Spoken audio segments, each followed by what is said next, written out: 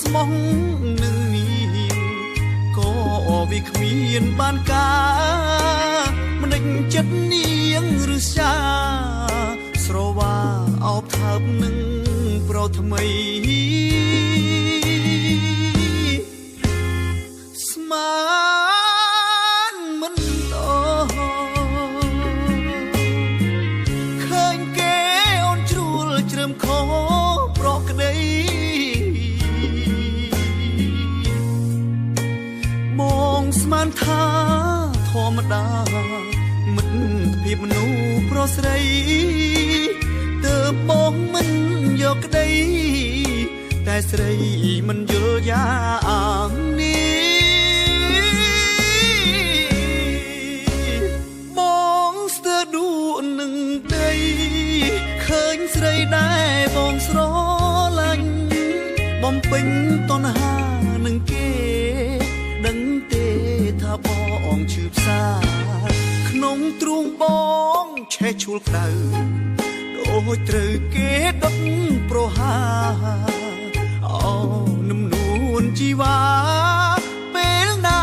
ទៅបងបានទូអូយឈឺណាស់មិនដេចមកប្រទាំងនឹងស្នេហ៍បែបនេះខ្ញុំធ្វើខំអ្វីទៅ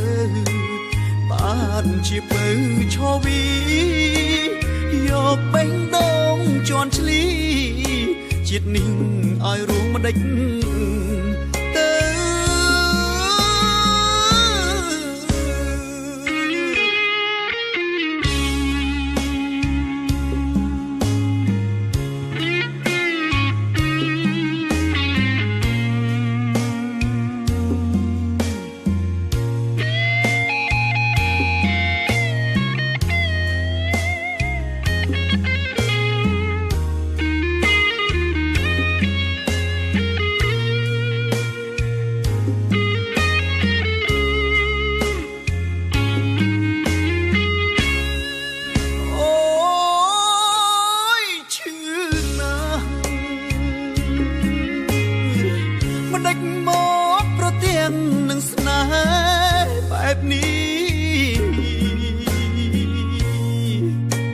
ខ្ញុំធ្វើខំអ្វីទៅ